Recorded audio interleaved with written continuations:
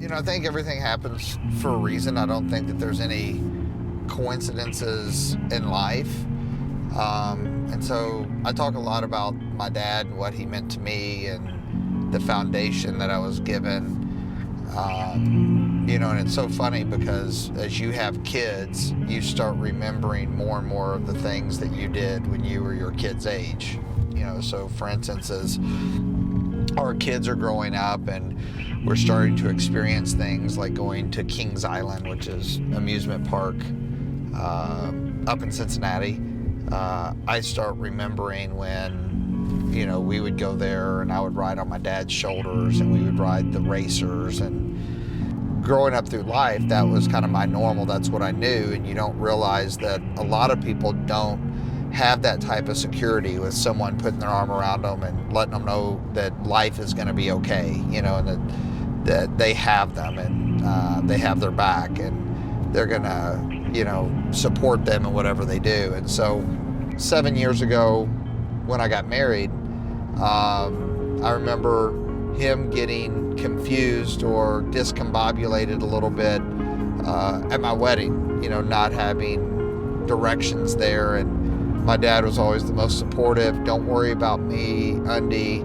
Dad'll be okay. No matter what, it was always, he never wanted his kids to worry about him. It was the opposite. He always sacrificed for us. And, when I play back on that day, sometimes it makes me realize, and my sister would tell me, Dad's forgetting a lot of things. I think something's going on. But that was like 7 or 10 years ago. And I think that those were early signs of digression, right? Or, in today's world, I think a lot of us are unaware of how many people get affected with early on dementia, early on Alzheimer's. We look at it as aging, and it is part of aging, right? It's the aging of the brain, it's the wiring of the brain, the plaque in the brain. I think that the coincidence, that's not quite a coincidence, was as we were starting to prove it,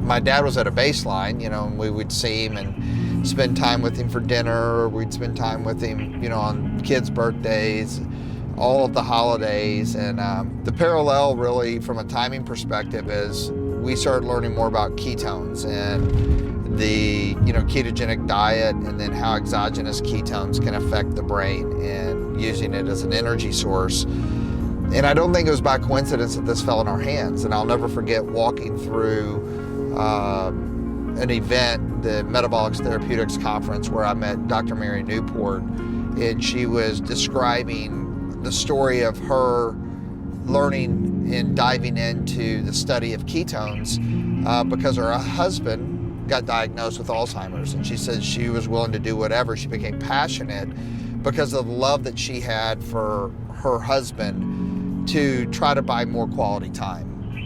And I just remember sitting in the audience there, and there's only like 30 people in the room. I mean, you got to understand, it was mostly researchers and academia. This was 4 years ago, and I just remember being empowered, being saddened, being reflective, and just realizing, kind of where my life was and my dad's life was. It made me think to myself, this is a conversation that has to go to the world. And even as I sit here today, it's even more prevalent to me than ever before because, as I see my dad, 3 or 4 times a week when I'm in town, there's just a slow digression. And it's probably the hardest thing in the world, and people talk about this with dementia and Alzheimer's. It's harder on the families than it ever is the patients, right? But to see your hero literally withering away in front of you and seeing their most fondest memories vanished. My great-grandmother, my father's grandmother, had dementia along with his mom, and today I remember him saying, I would never want that. Like, that would be, I couldn't imagine living without the magic moments and memories that I've created with my family. That's the greatest possession that I've ever had in the world. It breaks my heart to this day to see, that, even though, we still moments here and there and a laughter and, with him, or quick experiences, but it's something that millions of people every single year are facing, and millions of people, have gone through this type of experience, and it really hits home. And in this world, the one thing that we truly have is time and memories. And I think when it's all said and done, it's going to be the magic moments that we spent with the people that we care about, or the lives that we touch the most. How precious is a memory? The reality of it is that ketones and have an impact on the brain. And I think that for me, if you ask me right now what I would give just to have one more day, one more night, one more week with my dad the way he was a decade ago, I would say everything. Like, I would give everything for that one day. Money can come and go. You can lose it. You can make it back. But time and memories are the most precious thing. And so I just thought it'd be appropriate to take a quick drive this is the drive that I had every morning. It came up this highway right here, Watterson Expressway, and from 4th grade, 3rd grade to 8th grade, my dad would take me to school every day this way, right? And then we'd get off here on Cannons Lane, and sometimes I'd be asleep, sometimes we'd be talking, sometimes I'd be listening to music, but it was kind of our time together. And this is something that's been embedded in me.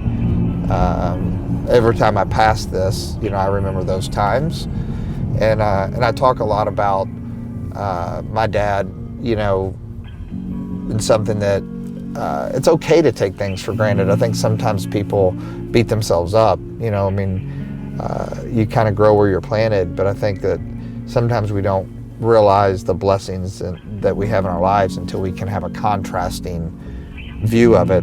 This is one of the things that you never think about until 20 years later, 30 years later, of that time that was being spent. And, fortunate for me that he had the ability to drive me to school every day. I thought it'd be appropriate to kind of go back, and cherish that memory once again, because I think that environments, locations,